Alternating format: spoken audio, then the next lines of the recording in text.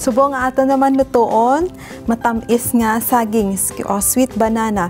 Mayara kita ng ingredients, honey, kag anise seed. Makita niyo ni siya sa tinda, ang anise seed, wala lang naton ginasapak, pero damo na siya sa tinda, kag meant ni siya para may twist ang aton nga sabor sing aton nga sweet banana. Usually, simple lang ni siya. Kay the more ang simple nga food nga ginaluto ta, mas healthy. Ibutang lang ni siya tanan ang inyo saging.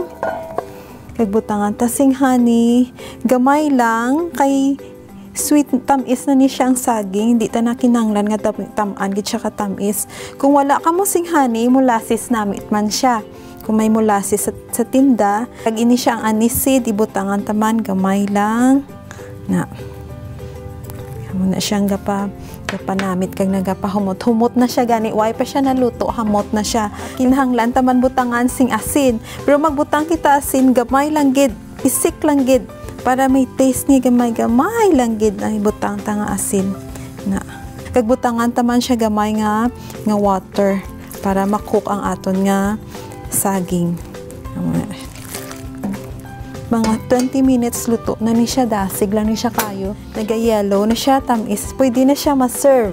Pwede man siya ma-serve nga init o kung cold. Kag pwede nyo man siya ipalaman sa inyo nga bread kung gusto nyo. Ay tamis na siya. Kag-stay ni siya long. Pwede nyo siya naman butangan gamay dito sa babaw para mag-smell pagid siyang inyo anis. Aton anis na.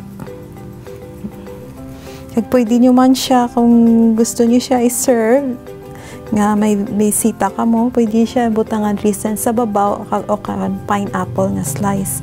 Butangan tapagid siya honey nga gamay para nami siya lang tawon ko mag-serve. Para medyo yellow siya. Medyo honey colored.